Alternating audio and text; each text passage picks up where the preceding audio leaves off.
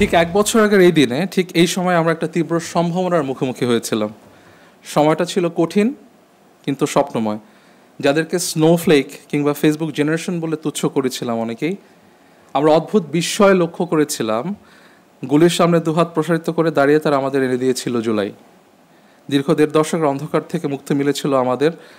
নতুন বাংলাদেশের স্বপ্ন সারথি সেই জেন জিদেরকে নিয়ে আজকের এই আয়োজন, জুলাই গণঅভ্যুত্থান ২০২৪ জেনজির প্রত্যাশা এবং প্রাপ্তি অনুষ্ঠান থেকে দেশ এবং দেশের বাইরে থেকে যারা আমাদের দেখছেন তাদের সবাইকে নর্থ সাউথ ইউনিভার্সিটির পক্ষ থেকে সুস্বাগতম।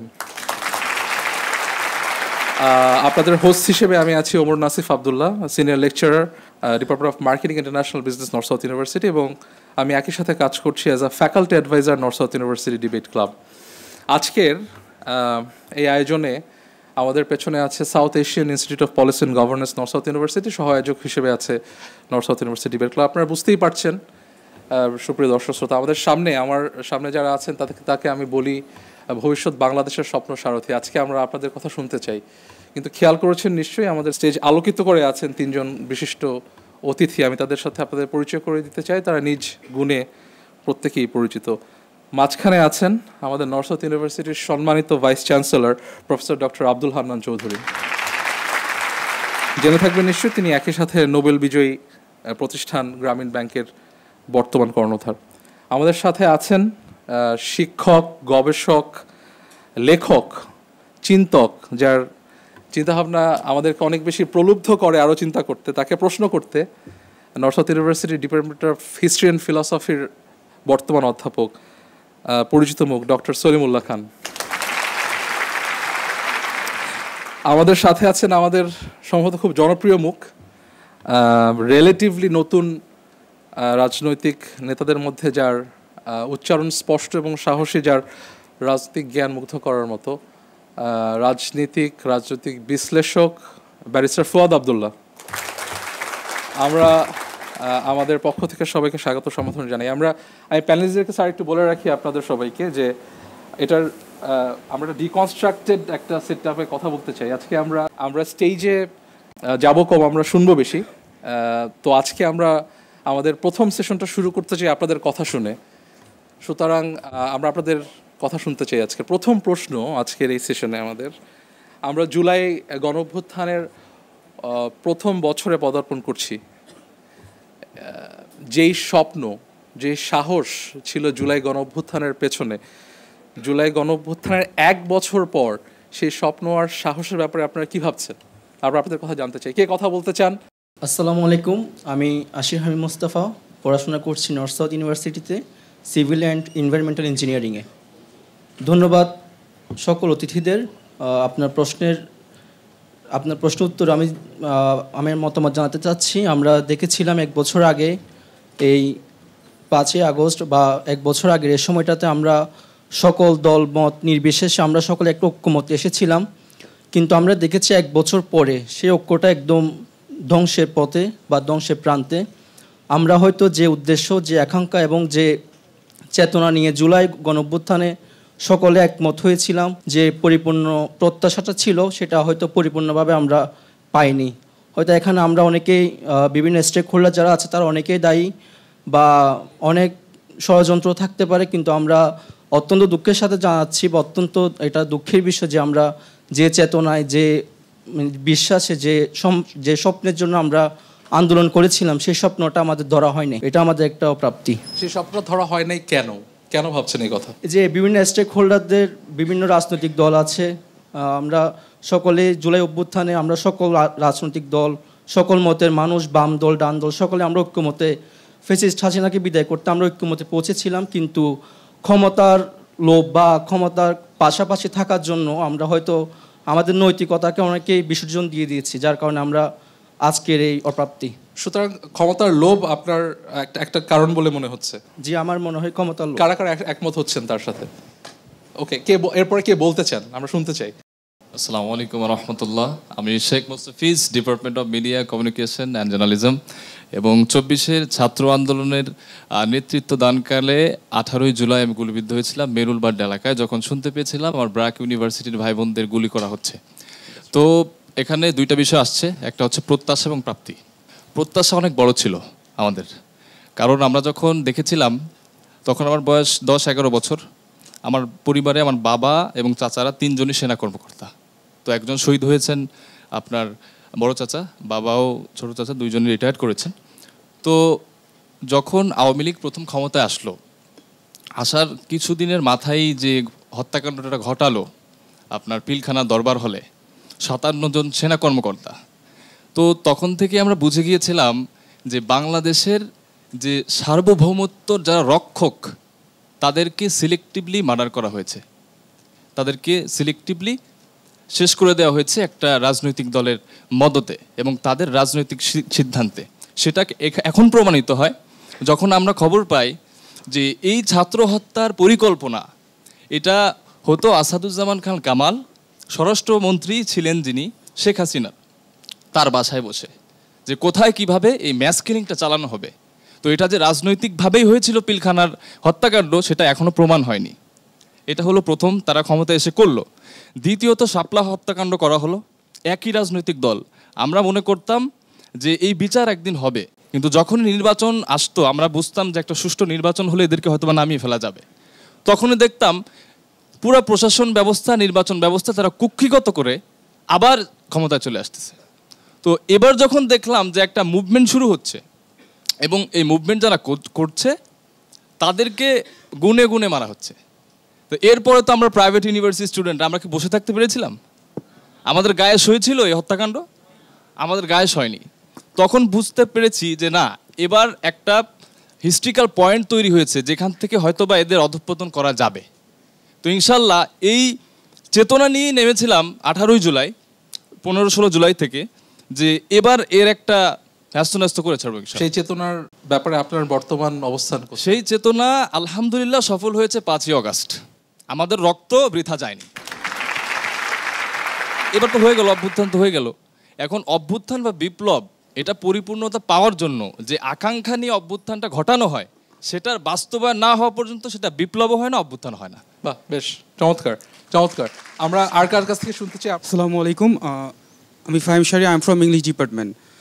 আমি যেটা বলতে চাচ্ছি যে সেটা হচ্ছে স্বাধীনতার পরবর্তী সময় 54 বা 55 বছর ধরে বাংলাদেশে আইডেন্টিটি পলিটিক্সের নামে মুক্তিযুদ্ধের পক্ষের শক্তি, মুক্তিযুদ্ধের বিপক্ষের শক্তি, এই ডিভাইডটা হয়েছে আওয়ামী লীগ দ্বারা। তো গত 15 বছর মুক্তিযুদ্ধের পক্ষের শক্তি বিপক্ষের শক্তির নামকরণ করে বিএনপি জামাতকে প্রচণ্ড পরিমাণে অপ্রেস করা হয়েছে, যেটা করা হয়েছে এবং শুধু এটা না, আওয়ামী লীগের বিরুদ্ধাচরণ যে করতেছে র্যাশনাল ওয়েতে ওদেরকেও মুক্তিযুদ্ধের বিপক্ষের শক্তি বলা হইতেছে।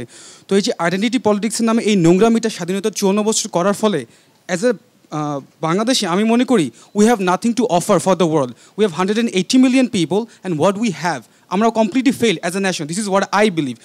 এখন সমস্যা হচ্ছে বিএনপিকে এত দোষারোপ করার পরে বা পুরো দেশকে এত দোষারোপ করার পরেও 5ই অগস্টের পরে আমি উইথ ডিউ রেসপেক্ট আমি মুক্তিযুদ্ধের চেতনা ক্যারি করি, বাট ওইটাকে ব্যবহার করে এগেন বিএনপি সেটা এখন জামাতের বিরুদ্ধে ব্যবহার করতেছে বা এনসিপি সেটা ব্যবহার করতেছে। আপনি কি পুরাতন রাজনৈতিক সংস্কৃতির একটা ফিরে আসার সম্ভাবনা দেখতেছি এবং ওইটা নিয়ে আমি আপসেট, কারণ ওইটা এত বছর আমাদেরকে কিছু দেয় নাই। তো আমি নতুন সংস্করণে নতুন কিছু চাইতেছি, এমন না যে আমি অসম্মান করতেছি, বাট পরিবর্তন চাইতেছি। এদিক থেকে কারোটা শুনবো।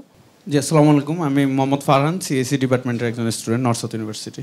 আমি মুস্তাফিজ ভাইয়ের সাথে একটু অ্যাড করতে চাই, সেটা হচ্ছে যে আমাদের যেই পিলখানার বিদ্রোহ বা যেটাকে বিদ্রোহ বলে, আসলে এটা একটা ম্যাসাকার ছিল। এই ম্যাসাকারের বিচার আমরা এক্সপেক্ট করেছিলাম যে 5 আগস্টের পরে উইথিন 1 ইয়ারের মধ্যে এটার বিচার হবে, কিন্তু আমরা এখনও আসলে এই বিচারের ধারে কাছেও নাই। এবং যেসব জওয়ানদেরকে এই মিথ্যা মামলায় ফাঁসানো হয়েছে আমরা দেখতেছি এখনও তাদের যে সেই মামলাগুলোকে ডিলে করা হচ্ছে। আর আরেকটা বিষয় অ্যাড করতে চাই, সেটা হচ্ছে যে প্রশাসনে এখনও আওয়ামী লীগের যেই লোকজন ছিল তারা এখনও রয়ে গেছে এবং জুলাই ম্যাসাকারে যারা জড়িত তাদেরকে এখনও বিচারের আওতায় আনা হয়নি। কিছু কিছু হত্যা মামলা দেওয়া হয়েছে যেগুলো হচ্ছে সরকার থেকে হত্যা মামলাগুলো করে না, কিছু কিছু ব্যক্তি হত্যা মামলাগুলো করেছে। Point very well understood. এই দিক থেকে কে বলবেন আপনারা? আমার নাম তাহসিন ইশরাক, আমি এনএসইউর বিবি ডিপার্টমেন্ট থেকে বলছি। আমাদের দেশ সেকুলার থাকাটা একটা আমাদের ফাউন্ডিং প্রিন্সিপাল আমাদের দেশের, কিন্তু আমরা জুলাই অভ্যুত্থানের পরে যেটা দেখেছি যে মব জাস্টিসের যে পরিমাণ বৃদ্ধি পেয়েছে এবং নারীদের বিরুদ্ধে যে পরিমাণ হচ্ছে গিয়ে হয়রানিমূলক কার্যক্রম চালানো হয়েছে, তার বিরুদ্ধে আসলে প্রশাসনিক যে বিচার ব্যবস্থা আসলে খুব বড় অর্থে ব্যর্থ হয়েছে। সেই নিয়ে আসলে একজন ছাত্র এবং একজন তরুণ নাগরিক হিসেবে আমি অনেক বেশি ব্যর্থতা অনুভব করেছি। এই একটা জায়গাতে যদি একটা যুক্তি দেওয়া হয় সেটা হচ্ছে যে যখন মানুষ স্বাধীনতা পায় তখন সে স্বাধীনতার পূর্ণ প্রয়োগ করতে গেলে সেখানে একটা ক্যাওস তৈরি হয়। এ ব্যাপারে কি বলবেন যদি আমি সেই যুক্তি দিই? আমার কাছে স্বাধীনতার ডেফিনেশন হচ্ছে গিয়ে anything we can do without harming or disrespecting others rights, কিন্তু তারপরও আসলে ব্যক্তি স্বাধীনতার একটা স্পেসিফিক প্রেমিস আছে যেটা আসলে যে কোনোকেই আসলে প্র্যাকটিস করতে পারে, কিন্তু অনেকের ধার্মিক মতামতের হচ্ছে গিয়ে বেসিসে আসলে তার বিরুদ্ধে অ্যাকশন নেওয়া আসলে আমি সমর্থনও করি এবং জাস্টিফাই করতে চাই না। ধন্যবাদ, অসাধারণ। আমরা আপনাদের কাছে আসব, কিন্তু আমার মনে হয় আমরা একটু প্যানেলের কাছে যেতে চাই।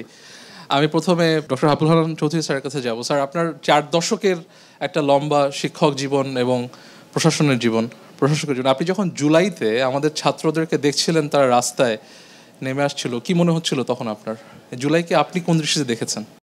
প্রথমে আমি জুলাই 2024-এ বাংলাদেশে ঘটে যাওয়া যেই ঘটনা তার একটু স্মৃতিচারণ করে বলি যে আমাদের ছাত্রছাত্রীদের দিকে এখন তাকালে যেটা দেখছি তাদের মধ্যে কিন্তু ওই সময়কার স্পিরিটটা কিন্তু এখনও আছে। আজকে তারা যেই অভিব্যক্তিটা দিল, এখানে আমি দেখতে পাচ্ছি যে তাদের ক্ষোভের জায়গাটা খুবই ক্লিয়ার, যেটা আমরা 17 বছরের বাংলাদেশে একটা ফ্যাসিস্ট গভর্নমেন্ট যেভাবে 71-এ একটার পর একটা ঘটনা ঘটে যাচ্ছিল, এখানে কথা এসছে বিডিআর হত্যাকাণ্ড নিয়ে, অথবা এখানে কথা এসছে শাপলা চত্বরের ঘটনা, এখানে কথা এসে যাবে কিছুক্ষণ পরেই হয়তো একাধারে গুম, নির্যাতন এবং পলিটিক্যালি প্রোফাইল করে একটা স্ট্রিম লাইনের বাইরের সবাইকে আইসোলেট করে অন্যভাবে ফেলা। সে কারণে যে ঘটে যাওয়া আমার যে গত বছর যেটা ঘটেছিল, আমি বলবো যে এই ছাত্রছাত্রীরা এখনও কিন্তু সেটার সঠিক জায়গাটায় পৌঁছতে পারেনি, অর্থাৎ ওদের দাবি দেওয়াটা এখনও রয়েছে, ওদের ক্ষোভের জায়গাটা এখনও রয়েছে এবং আমাদের অনেকেরই রয়েছে। অর্থাৎ জুলাইয়ের পরে যে বাংলাদেশটা আমাদের দেখার কথা ছিল, আমরা যে চেঞ্জ ওভারটা হয়েছে সেই চেঞ্জ ওভারের মধ্যে এখনও সেটা দেখছি না। তো আমি আশা করি যে এই তরুণ প্রজন্ম, আজকে যেহেতু এখানে প্রাপ্তি এবং প্রত্যাশার কথা বলা হয়েছে, আমার বিশ্বাস যে ওদের প্রত্যাশার জায়গায় ওরা পৌঁছাতে পারবে যদি তারা মানে একটা জায়গায় যদি তারা অবিচল থাকে যে বাংলাদেশ থেকে আসলে সব ধরনের অন্যায় অবিচার এগুলোর পিছনে যদি ওরা সবাই দৃঢ়তার সাথে থাকে, একদিন সেটা তারা সেই জায়গাটাতে পৌঁছাবে। এবং এখন যেই অবস্থাটা আমরা দেশে দেখছি, বর্তমান যারা এখন দেশ চালাচ্ছেন তারা যে সব কিছু সুন্দরভাবে অ্যাড্রেস করতে পারছেন সেটা কিন্তু আমরা স্বীকার করছি না। আমরা দেখছি যে তাদের অনেক অপরিপক্কতা রয়েছে, হোক এটা বিচার, হোক এটা জনগণের দিকে তাকিয়ে সারা বাংলাদেশের যখন সকল তরুণ প্রজন্ম না সমস্ত মা বাবারা নেমে এসছে এই বাচ্চাদের সাথে, যখন প্যারেন্টসরা নেমে আসে তখন কিন্তু একটা জাতি যে একত্রিত এটা বুঝতে হবে, যে যার ঘরে মা বাবা থাকে না তারাও রাস্তায় নেমে এসছে, কিন্তু তাদের কারোই কিন্তু সেই মনোবাসনাটা ওইভাবে এখন পর্যন্ত পূর্ণ হয় নাই, আমিও স্বীকার করব। এবং আমি আশা করি যে অচিরেই মানে এই সরকার চেষ্টা করবে যে তাদের একের পর এক যেই বুলেটেড পয়েন্টে যেই সব জায়গাগুলো অ্যাড্রেস করার সেটা তারা অ্যাড্রেস করবেন। আমার বিশ্বাস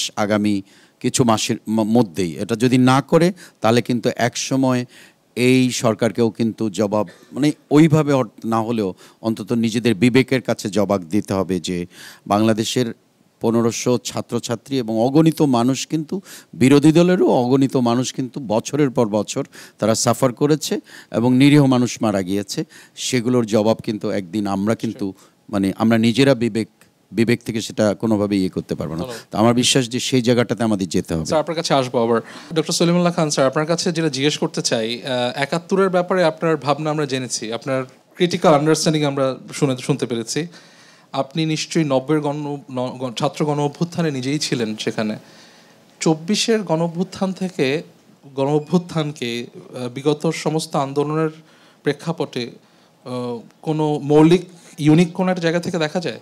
এর কি কোনো ইউনিক ক্যারেক্টারিস্টিক্স আছে বলে মনে হয়েছে আপনার? আমাদের দেশে একটু পেছনের থেকে বলি, আপনার যেখানে বেদনা সেখানে ওষুধ দিতে হবে।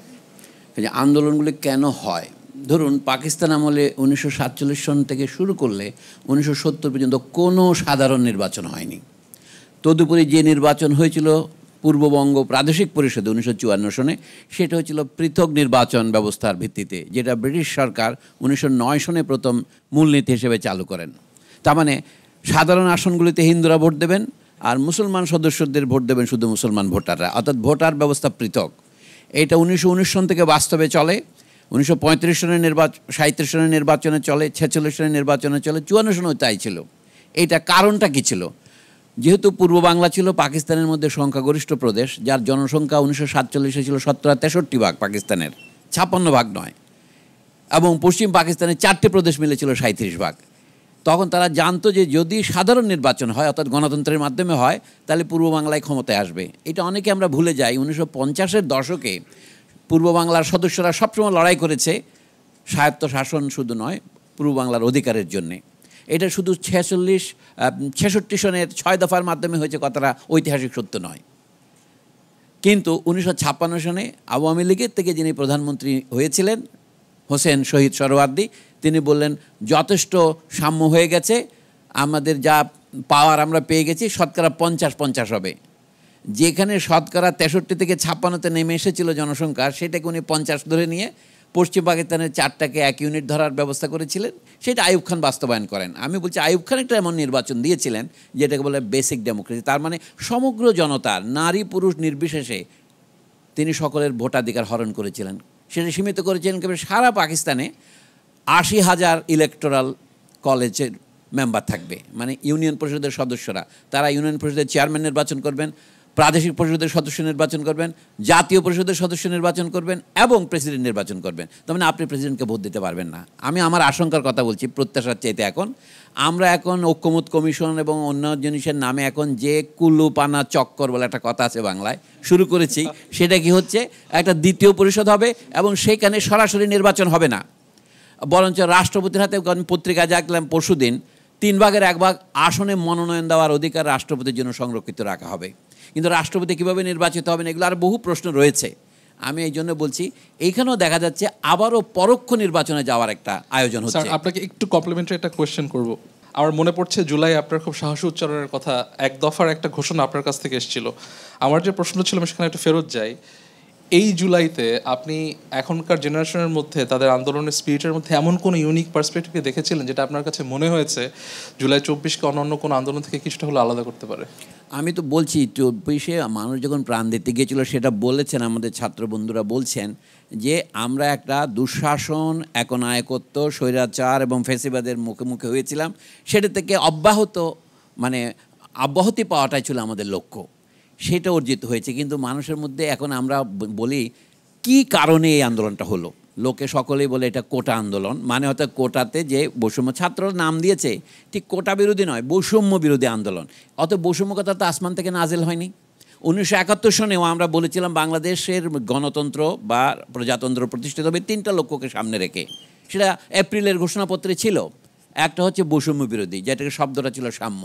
তারপরে ছিল আপনার মানুষকে যে তুচ্ছ করা, মানুষকে পশুবৎ আচরণ করা, সেটার বিরুদ্ধে মানবিক মর্যাদাকে প্রতিষ্ঠিত করা।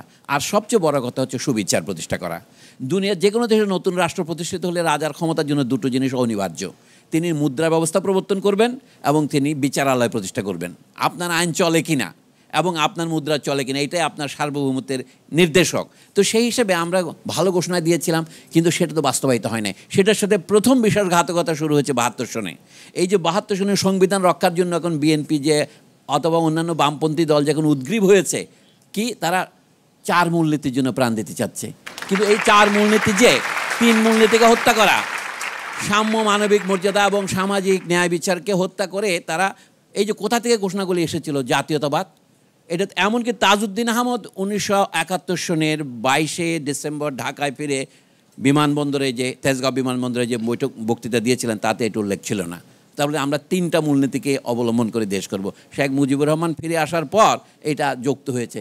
আপনারা মহিদুর হাসানের মূলধারা 71 বইতে দেখেন। মানে হচ্ছে এই যে এইটাকে বলে কুদেতা। এখন আমার ভয় হচ্ছে ডক্টর আলী রিয়াজ প্রভৃতি আরেকটা সাংবিধানিক কুদেতার চেষ্টা করছেন। কুদেতাটা কে বলি, অর্থাৎ মানুষ যেন তার ভোটাধিকার বঞ্চিত হয়। এবার আন্দোলনটা হয়েছিল প্রথমত ভোটাধিকার করতে না পারা, এটা মানবিক অমর্যাদা।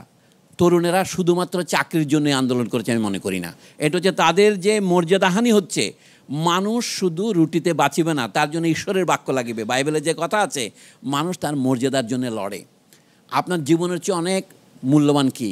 এটা বলে ভক্তি। দেশের জন্য আপনার যে ভক্তি আছে, দশের জন্য যে ভক্তি আছে, এই জন্য তো আমরা মানুষ। আমি একটা কথা প্রায় বলি, আমাদেরকে হিউম্যান বলা হয় কী জন্যে?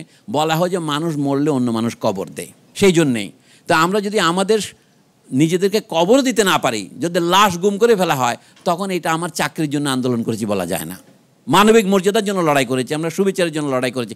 এখন সেই সুবিচারকে বঞ্চিত করার প্রক্রিয়া হচ্ছে। আমি ভয় পাচ্ছি কি জন্য জানেন? এই গত 1 বছরের মধ্যে ছাত্র জনতার আশা কি, সেটার সাথে কোনো রকমের সম্পর্ক না রেখে যে ধরনের সংস্কারের কথা বলা হচ্ছে, এটা আমি মনে করি ইউটোপিয়ান। স্যার, এই একটা আপনার কথা শুনতে গেলে হয়তো আপনার কথাই শুনবো আমরা। আপনি অনেক আপনি বলেন। আমি আপনার এই পয়েন্টে একটু ফুয়াদ আব্দুল্লাহ ভাইয়ের কাছে যাই। আপনি সবার কথা শুনেছেন, স্যারের কথা শোনার পর আমার মনে হচ্ছে যে ওই মাও সেতুংয়ের সাথে একটা উক্তিকে অ্যাসোসিয়েট করা হয় যে everything under haven is in chaos, the situation is excellent. আমরা কি এখন সেই এক্সেলেন্ট সিচুয়েশনের মধ্যে আছি? আমরা এখনও শুনছি আবু সাইদ মুগ্ধ, শেষ হয়নি যুদ্ধ। আমাদের যুদ্ধ কি আমাদের পারপেচুয়াল রিয়ালিটি? ধন্যবাদ।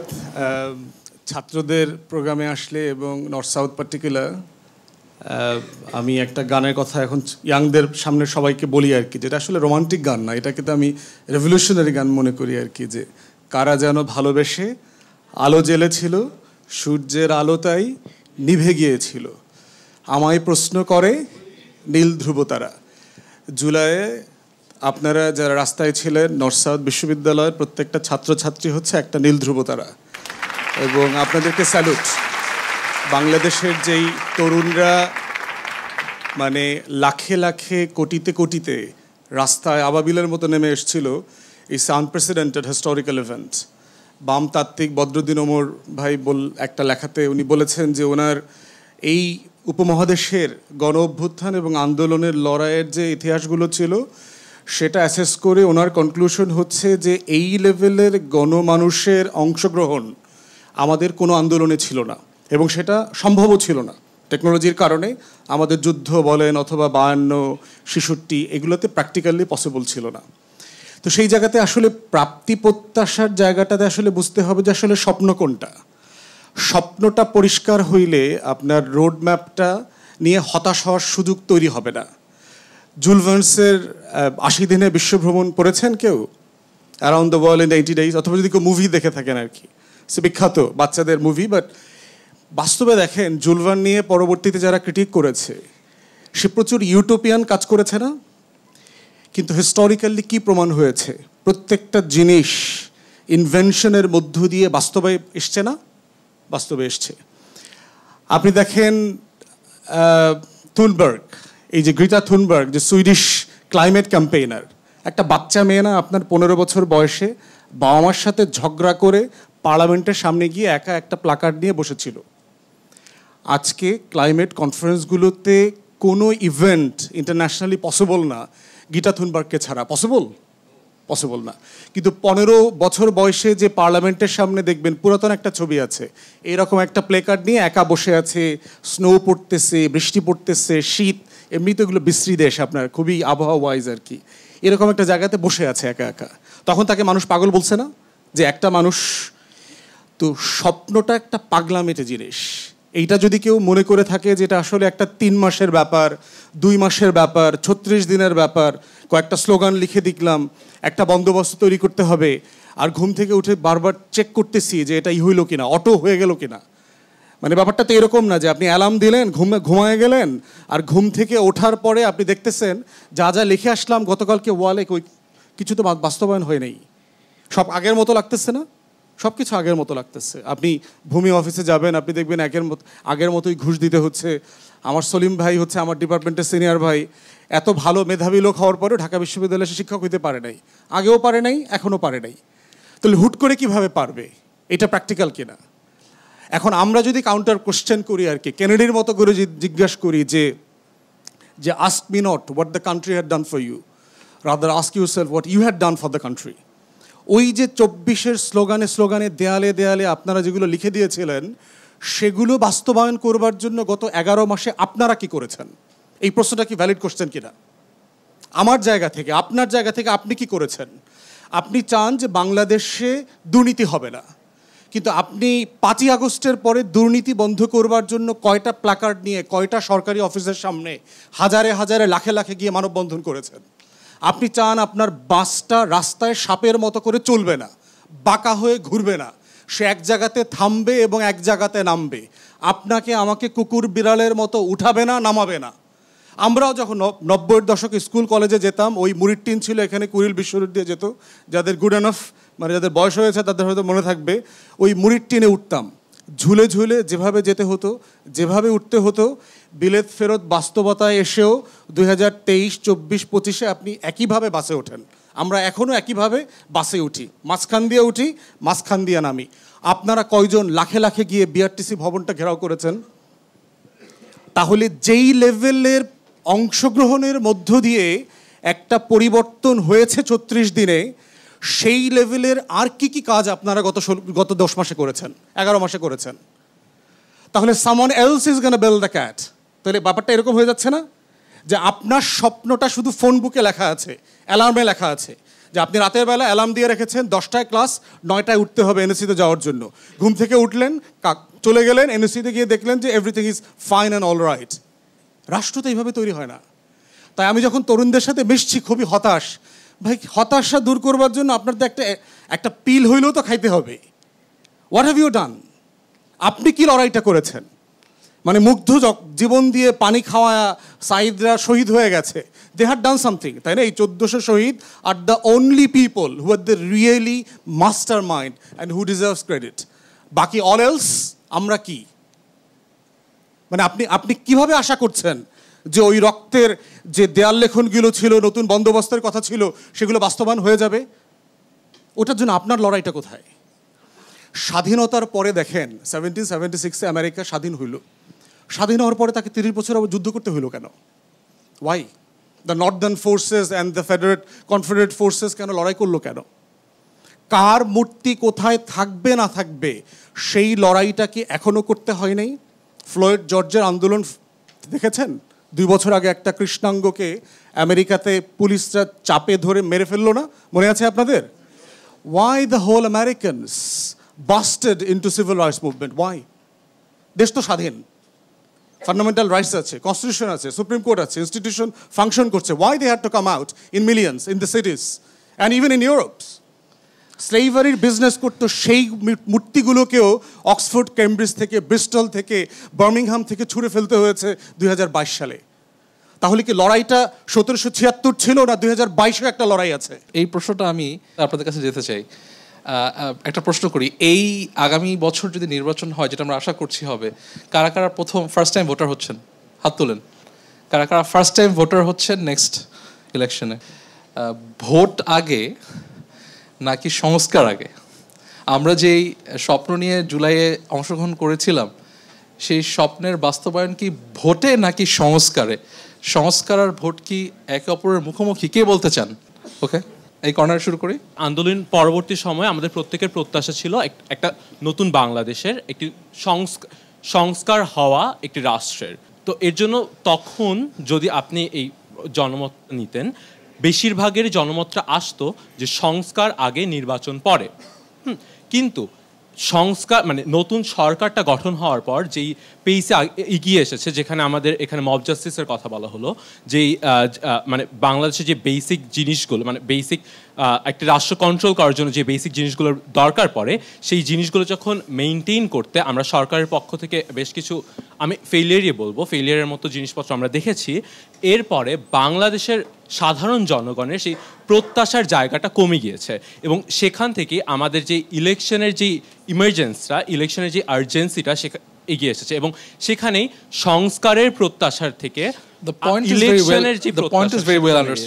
আমাকে যেতে হবে অন্য কারোর কাছে। আমি ও যেটা বলছে সেখান থেকে একটা প্রশ্ন শুরু করি, সেটা হচ্ছে যে আমরা কেন ভাবতে পারছি না, যার একটা ইন্ডিকেশন হয়তো আমাদের স্পিকারদের মাথায় বক্তৃতায় ছিল, আমরা কেন ভাবতে পারছি না যে নতুন আরেকটা ইলেকশন হলে তো সংস্কার হওয়া সম্ভব?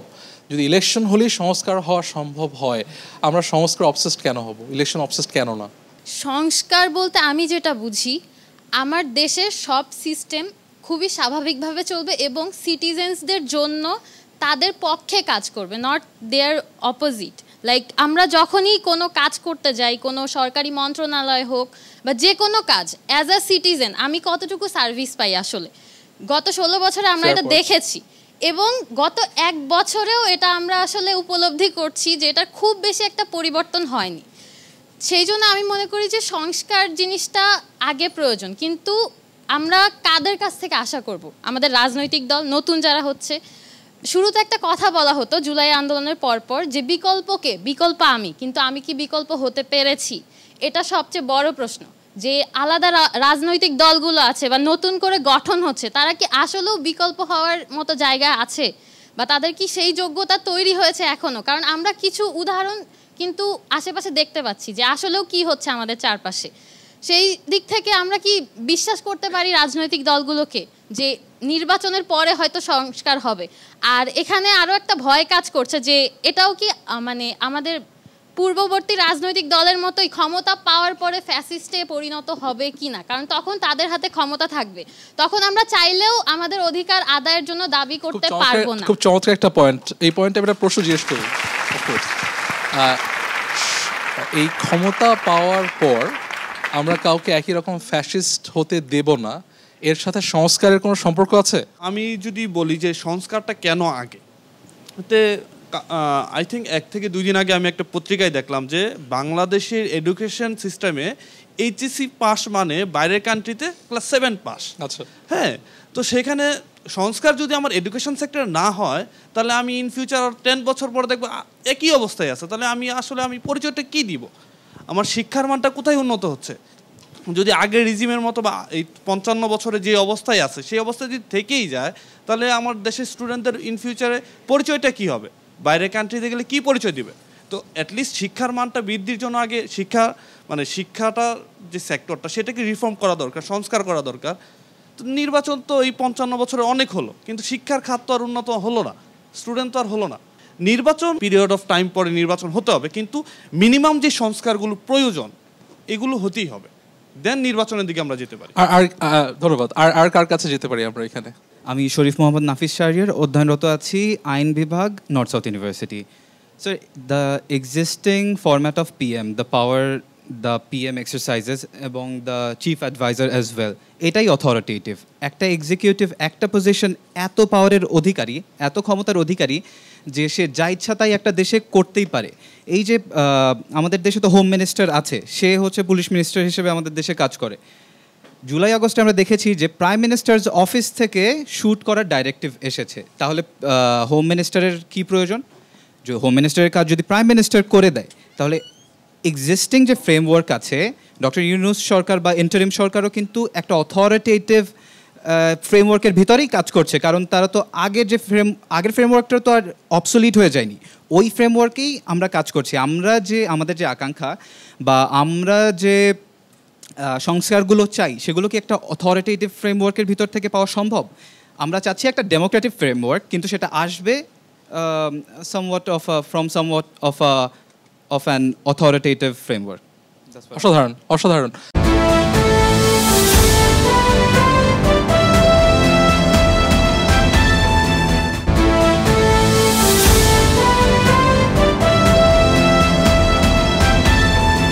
প্যানেলে ব্যারিস্টার ফুয়াদ আব্দুল্লাহর কাছে এসে আপনাদের কাছে আসবো, সেটা হচ্ছে যে ওরা ব্যালেন্স অফ পাওয়ারের কথা বলছে। আপনি সংস্কার কমিশনে আসছেন, আমরা দেখছি। আমরা সংস্কারের ব্যাপারে একটা ইউনানিমিটি দেখতে পাচ্ছি, এর সাথে গ্রাউন্ড রিয়েলিটির পার্থক্য কোথায়?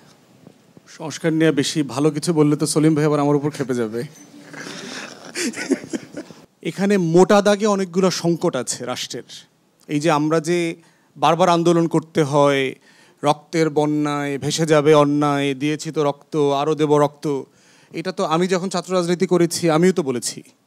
তাহলে আবার বলতে হইলো কেন? আমার বাবাকে জিজ্ঞেস করছে, আমার বাবা 60-এর দশকে ছাত্র রাজনীতি করেছে, আমার বাবা বলছে সেও নাকি এটা বলছে। তাহলে আবার 24 একই কথা বললাম। তাহলে আর কত রক্ত বন্যা বইবার কথা বললে পরে আর রক্ত দিতে হবে না?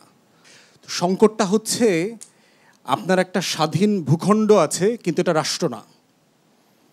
এই রাষ্ট্রে 20 কোটি হোমোসেপিয়ান্স বাস করে, কিন্তু তারা নাগরিক না। বুঝাইতে পারতেছি? এটা হলো গোড়ার জায়গা। আপনার একটা ভূখণ্ড আছে, কিন্তু এটা রাষ্ট্র না। এখানে 20 কোটি বায়োলজিক্যাল প্রাণী যারা 2 পায়ে হাঁটে, এরকম মানুষ নামক জিনিস আছে, কিন্তু তারা এই দেশের নাগরিক না। তাহলে যদি রাষ্ট্র না হয় এবং সেই রাষ্ট্রে নাগরিক না থাকে, তাহলে আপনার প্রত্যাশা করার জায়গাটা কি আসলে জায়েজ কিনা, এটা আপনার হালাল প্রত্যাশা কিনা? মানে আপনি কিছুই করছেন না, কিন্তু আপনি lot of expectations you are carrying through, মানে সেইটা মানে ভ্যালিড কিনা? কারণ এইটার জায়গা যদি ক্রিটিক্যালি ইউথরা না বোঝে, your life would be wasted through frustration. আপনার জীবনটাই শুধু হতাশার মধ্য দিয়ে চলে যাবে। এবং এই জায়গাটা বোঝাটাই হচ্ছে নতুন বাংলাদেশের কথা, যেটা আমরা বলছি দায় দরদের বাংলাদেশ 2, সেখানে নাগরিক হয়ে ওঠার গল্প। নাগরিক কখন হওয়া যায়? বুক চাতায়া যখন বলছে যে বুকের ভেতর অনেক ঝড়, বুক পেতেছি গুলি কর। ঝড়টা কিসের? আপনারা কোনোদিন কি দেয়ালে দেয়ালে লিখেছেন, বোঝার চেষ্টা করেছেন? বাসায় ফিরে ওই স্লোগানটা দেখে কি 2 লাইন 2 পাতা 2 প্যারাগ্রাফ লিখেছেন? ওই ঝড়টা কিসের? ওই ঝড়টার মাত্রাটা কোথায় ছিল? ওই ঝড়টা কাকে কাকে আপ্লুত করেছে, কাকে কাকে করে নাই? যিনি স্নাইপার দিয়ে গুলি করেছেন তার হৃদয়ে কি ওই ঝড়টা ছিল? তার হৃদয়ে কি ওই একই ঝড়টা ছিল? তার হৃদয়ে ঝড়টা ছিল না কেন? কারণ তার স্বপ্নে, তার যে লেন্সের ভিতরে যে রাষ্ট্র, নাগরিক সত্তা, আর আবু সাঈদার মুগ্ধের মধ্যে অথবা আপনাদের মধ্যে আপনারা যেটা কল্পনা করেন, আপনার জুলভার্নের যে দুনিয়া, এই দুনিয়াটা মিলছে না, এই দুনিয়াটা ডিফারেন্ট দুনিয়া। তাহলে সেই মিলের জায়গাটা তো বুঝতে হবে যে এই জায়গাটা কোথায়, এই ঝড়টা কোথায় শুরু হচ্ছে। একটা ফানেল তৈরি হয় না, আপনারা দেখেছেন না যে স্টর্মটা ক্রিয়েট করে কিভাবে? বে অফ বেঙ্গলে অথবা আটলান্টিকে কি করে, একটা ধূম্র জাল তৈরি হচ্ছে না, ঘুরছে, বড় হচ্ছে, এটা পাকাপোক্ত হচ্ছে, তারপর এটা ল্যান্ডফল করে। তো ল্যান্ডফল করার পরে কই যায়? সেই ঝড়টা কোথায়? হারায় যায় না? ওইটা থাকে, কিন্তু ঝড়ের যে কনসিকুয়েন্স সেটা আমরা দেখতে পাই। তাহলে সেই জায়গায় বুঝতে হবে যে আজকে সংস্কার কমিশনে যে আলোচনাটা চলছে, আমরা বলছি ওই ঝড়টা বোঝার জন্য, ওই ঝড়টা যেন মরে না যায়। ওই যে আবু সাঈদ বুকটা চেতায় দিলে না, ওই চেতানোর কষ্টগুলো বোঝার চেষ্টা করা হচ্ছে। এখন বলতে পারেন আপনারা কি অ্যাচিভ করছেন? সকালে বিকালে আপনাদের বাদাম খাওয়াইছে, খেজুর খাওয়াইছে, রুই মাছ বোয়াল মাছ দিয়ে ভাত খাওয়াইছে, আলু ভর্তা, গোশত এগুলো খাওয়াইছে টাওয়াইছে, অনেক ছবি টবি তুললেন, ক্যামেরায় আসা ব্যাপক দেখাইলেন আপনারা দেশের অনেক হর্তাকর্তা। এগুলোই তো আপনারা চিন্তা করতেছেন না? Correct, very correct. বাংলাদেশের ইতিহাসে রাজনৈতিক দলগুলো 2টা ওকেশনে নিজেরা বসে। একটা হচ্ছে যখন একটা সরকারকে টাইনা হিসরা নামাইতে হবে, এইটার পরিকল্পনা করার জন্য তারা একত্রিত হয়, এবং দেখবেন যে এইটাকে তারা বলে সরকার বিরোধী গণতান্ত্রিক আন্দোলন। দেখবেন রাজপথ গরম হয়ে যায়। দ্বিতীয়ত রাজনৈতিক দলগুলো বসে হচ্ছে নির্বাচনের জোট তৈরি করবার জন্য, যেন সবাই মিলে একসাথে জেতা যায়। 53 বছরের ইতিহাসে সলিম ভাই is a brilliant student and teacher of history, he can correct me if I am রং। আমার জানা মতে, আমার সামান্য ক্ষুদ্র পড়াশোনায় আমি কোনোদিন দেখি নাই বাংলাদেশের 2টা রাজনৈতিক দল একসাথে বসছে only because absolute beyond the power politics, শুধুমাত্র দেশ নিয়ে কথা বলার জন্য, রাষ্ট্র নিয়ে কথা বলার জন্য, জনগণ নিয়ে কথা বলার জন্য। সেইখানে 30টা দল বাংলাদেশে গত কয়েক মাস ধরে বসছে, কথা বলছে, এবং আপনারা বিশ্বাস করতে পারবেন না যে আমরা যে বিনা পয়সায় এই যে ঘন্টার পর ঘন্টা, শত শত ঘন্টা লেখাপড়া করছে, রাষ্ট্র থেকে টাকা দেন? আপনারা কেউ টাকা দেন? কে টাকা দেয় আমাদেরকে? আমরা যারা দুর্নীতি করি না, আমার জীবনের দরিদ্রতম জীবনযাপন করছি, ওয়াই? আপনারা করছেন কিনা? তাহলে সংস্কারটা ওইখানে বুঝতে হবে যে একটা জাতির পরিগঠনের যে গ্রাফ, এইটা স্ট্রেইট না। এটা আপনার হার্টের রোগীদের যে এনজিওগ্রাম করে তখন দেখবেন যে এই গ্রাফটা গ্র্যাজুয়ালি ওঠে। আমাদের এই রাষ্ট্র হওয়ার যে গ্রাফটা, এটা মাত্র শুরু হচ্ছে। বারবার হোঁচট খাচ্ছি, কিন্তু বারবার উঠছি। অতএব এইখানে যদি কিছু না হয়, বাংলাদেশের রাজনীতিতে যে প্রত্যাশাটাকে একটা প্রাতিষ্ঠানিক রূপে আমরা এনেছি, যে এই তর্কটা চলেছে, এটা লাইভ সম্প্রচার হয়েছে, আমরা সারা বাংলাদেশ থেকে মেসেজ পেয়েছি যে আপনার বক্তব্য শোনা যাচ্ছে না বিটিভিতে। গ্রামে গঞ্জে, চায়ের দোকানে, আগে যেখানে খেলা চলতো, মুভি চলতো, হিন্দি সিনেমা তো চলতো, আমরা এখন গ্রামে গঞ্জে দেখি বিটিভির আপনার এই কমিশন দেখতেছে। আমাদের কাছে মাঝে মধ্যে বিরক্তিকর মনে হইতো, মানে কনস্টিটিউশন সিরিয়াস কনভারসেশন, মানুষ তো টায়ার্ড হয়ে যায়, সারা রাত 2টা 3টা 4টা পর্যন্ত লেখাপড়া করে আবার 10টা 10:30টায় আবার 12 ঘন্টার জন্য মিটিং করা, এরপর আবার টেলিভিশনে গিয়ে এই প্যাচাল আবার পেঁচানো যে আজকে সারাদিন কী করছি, আমলনামার খতিয়ান দেওয়া, আবার 1টার সময় বাড়ি যাওয়া। তো এই প্রসেসটা টায়ারসাম, আমাদের জন্য টায়ারসাম, আপনাদের জন্য এটা ক্লান্তিকর। কি অ্যাচিভ করেছেন? অ্যাচিভ অনেক কিছু হয়েছে। প্রত্যাশাটা যে একটা প্রাতিষ্ঠানিক রূপ পেয়েছে for the first time in our history, আমাদের প্রত্যাশা কখনো প্রাতিষ্ঠানিক রূপ পায় নাই। এখন প্রশ্ন হচ্ছে আপনি কতটুকু ভিজিল্যান্ট এগুলোকে বাস্তবায়ন করবার জন্য, আপনি কতটুকু লড়াই করছেন এগুলো বাস্তবায়ন করবার জন্য। এইটা হচ্ছে নেক্সট ফেজ অফ স্ট্রাগল। এবার স্যারের কথা শুনি, দেখি আপনাকে কতটুকু কাউন্টার দেন স্যার। এখানে কাউন্টার দেওয়ার কিছু নাই। আমি আপনার রোগটা যেখানে ওষুধ সেখানে দিতে হবে। আমাদের এমন দশা হয়েছে বলে সর্বাঙ্গে ব্যথামোর ওষুধ দিব কোথা। পর্বত একটা মুশিক প্রসব করছে কিনা, আমি পর্বত নিয়ে প্রশ্ন করছি না, কিন্তু শেষ পর্যন্ত অনেক 30 দিন মিটিং করলাম, এমনকি 90 দিন করলাম, তারপরে ফলাফল কী? এই যে প্রস্তাবটা আসলো আমি তার উপরে মন্তব্য করলাম। আপনি যখন জনগণকে তার ভোটাধিকার থেকে নানা কারণে বঞ্চিত রাখেন, আমি এই লম্বা পাকিস্তানি আমলের উদাহরণ দিলাম যে জনগণকে ভোটাধিকার থেকে বঞ্চিত রাখা হয়েছিল। একবারই ভোটাধিকার দেওয়া হয়েছিল শুধু প্রাদেশিক নির্বাচনে, সেখানে যুক্তফ্রন্টের কাছে, যার মধ্যে ছিল আওয়ামী মুসলিম লীগ, কৃষক প্রজা পার্টি এবং নেজামে ইসলাম, তাদের কাছে পরাজিত হয়েছিল মুসলিম লীগ। এটা সকলে জানেন 1954 সনে। সেখান থেকে তারা এমন শিক্ষা নিল, আসন্ন নির্বাচন আর দেয়নি, তখন সামরিক অভ্যুত্থান হলো। আইয়ুব খান 12 বছর শাসন করলেন, তখন ইয়াহিয়া খান এসে একটা সংস্কার প্রস্তাব দিলেন। এটা কোনো পার্লামেন্ট থেকে আসে নাই, এটা সামরিক আইন হিসেবে বললেন কি এখন যৌথ নির্বাচন হবে। আগে আরেকটা বাধা ছিল, আমি বলতে ভুলে গেছি, আগে সম্পত্তি ছাড়া ভোট দেওয়া যেত না। মানে পাকিস্তান আমলের আগে প্রথম যে ভোট হয়েছে 46 জনের শতকরা 14-15 জন ভোট দিতে পেরেছে। 1935-37 নির্বাচনে শতকরা 10 জন 12 জন ভোট দিতে পেরেছে, কারণ চৌকিদারের ট্যাক্স কত টাকা দেয় তার উপরে। এই দুটোই তুলে দেওয়া হলো। তারপরেও গ্রামাঞ্চলে দেখা যায় মেয়েদের ভোট দিতে দেওয়া হবে না। বাংলাদেশে তো সংরক্ষণশীলতার কোনো শেষ নাই। আমি বলতে চাচ্ছি মানুষকে তার ভোটাধিকার থেকে বঞ্চিত করেছিলেন শেখ হাসিনা বহুদিন ধরে, সেই জন্য তার বিরুদ্ধে মানুষ বিক্ষোভে ফেটে উঠেছে। এখন মানুষ দ্বিতীয় দাবি যোগ করেছে, এরকম আর কোনো শাসক এসে, শুধু হাসিনা নয়, তারা যেন ভোটাধিকার থেকে আপনার বঞ্চিত করতে না পারে। আমি একটা উদাহরণ দিয়ে বলছি, তাহলে এইটাই হচ্ছে সংস্কার। এমন একটা ব্যবস্থাপন করা দরকার যেখানে মানুষকে ভোটাধিকার বঞ্চিত করা যাবে না। তাহলে আমরা এখন কি সংস্কার চাই? এমন একটা ব্যবস্থা যেখানে মানুষ তার ভোটাধিকার প্রয়োগ করতে পারে। আসলে গণতন্ত্রের সার কথা কি? এরিস্টটল মনে করতেন গণতন্ত্র হচ্ছে নিকৃষ্টতম শাসন ব্যবস্থা, কিন্তু বর্তমান পৃথিবীতে অন্তত ফরাসি বিপ্লবের পর থেকে আমরা মনে করা শুরু করেছি এটাই উৎকৃষ্টতম। উৎকৃষ্ট মানে কি? নিজের শাসন নিজে করবেন। এমন খোদ ফরাসি বিপ্লবের সময়ও শতকরা 10 জন লোক ভোট দিতে পারত। এখন ভোটাধিকার সম্প্রসারিত হয়েছে, যে কোনো প্রাপ্তবয়স্ক নাগরিক ভোট দিতে পারবে, সেটা 17 না 18। ইউনুস সাহেব এটা 17 করেছেন, আমি ভালো স্বাগত জানাচ্ছি। একটা 16তে নিয়ে আসেন, কোনো আপত্তি নেই। ইস্ট ইন্ডিয়া কোম্পানির রাইটাররা 16 বছর বয়সে ভারতে আসতো, ক্লাইভরা 16 বছর বয়সে আসছে, সুতরাং মেনে নিলাম। আসল কথা হচ্ছে ভোটাধিকার বঞ্চিত করার আরেকটা ব্যবস্থা হচ্ছে কিনা আমি আশঙ্কা প্রকাশ করছি। বড়লাট বলতো যাকে, গভর্নর জেনারেল এবং ভাইসরয়, তাদের হাতে মনোনয়ন দেওয়ার ক্ষমতা থাকতো। আমরা যেটাকে বলি মুসলিম লীগ তার কাছে মনোনয়ন চেয়েছিল যে আমাদেরও 2 জন মেম্বার লেজিসলেটিভ কাউন্সিল, এক্সিকিউটিভ কাউন্সিলে থাকতে হবে, কোনো ভোটাধিকারের প্রশ্ন তো কোনো ওঠে নাই। আইয়ুব খানের পরে ইয়াহিয়া খান ক্ষমতা দখল করেন, আইয়ুব খান তাকে দিয়ে দেন। তিনি কি বলেছিলেন? সারা পাকিস্তানের সবাই এখন ভোট দিতে পারবে এবং পৃথক নির্বাচন ব্যবস্থা তুলে দিলাম এবং ট্যাক্স দেওয়ার কোনো দরকার নাই। আমি বলছি এইটা করার জন্য কোনো দরকার ছিল? যখন ইউনুস সাহেব এখন যেহেতু ক্ষমতা নিয়েছেন, তিনি আরেকজনকে রাষ্ট্রপতি রেখেছেন, সে তর্ক আমি করছি না।